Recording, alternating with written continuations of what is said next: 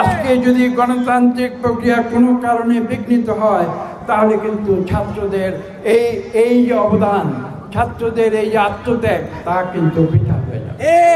আজকে যে আমরা বাংলাদেশকে একটি গণতান্ত্রিক এবং অর্থনৈতিক সাম্যের দেশ হিসাবে পুনরায় বিনির্মাণ করব।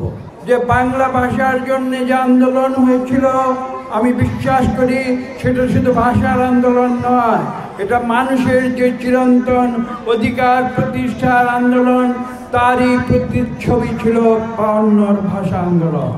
ভাষা আন্দোলন শুধু ভাষা আন্দোলন নয়, ভাষা আন্দোলন এই বাংলাদেশের মানুষের অধিকার প্রতিষ্ঠার আন্দোলন।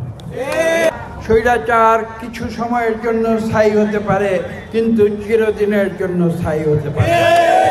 এবং ছাত্র জনতা যখন গত ২০২৪ সালের জুলাই আগস্টে ফুঁসে উঠেছে, সেই চূড়ান্ত মুহূর্তে স্বৈরাচারী আওয়ামী লীগ সরকার বাংলাদেশ থেকে পালিয়ে যেতে বাধ্য হয়েছে।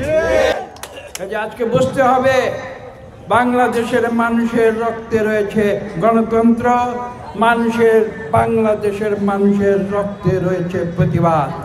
আমি নিজে একজন প্রতিবাদী মানুষ, আমি অন্যায়কে মেনে নেই না। আমি ক্ষমতার জন্য রাজনীতি করি নাই কোনোদিন, আমি জনমানুষের জন্য রাজনীতি করি। এবং এটাই হচ্ছে একজন রাজনীতিকের সত্যিকার আদর্শ। বাংলাদেশের সাধারণ মানুষ অর্থ, বিত্ত, বৈভব চায় না। তারা যেটা চায়, সুখে শান্তিতে তারা দুমুঠো খেয়ে তারা রাতে ঘুমাতে চায়। এইটাই বাংলাদেশের মানুষের প্রত্যাশা। আজকে যদি গণতান্ত্রিক প্রক্রিয়া কোনো কারণে বিঘ্নিত হয় তাহলে কিন্তু ছাত্রদের এই যে অবদান, ছাত্রদের এই যে আত্মত্যাগ তা কিন্তু বৃথা হয়ে যাবে।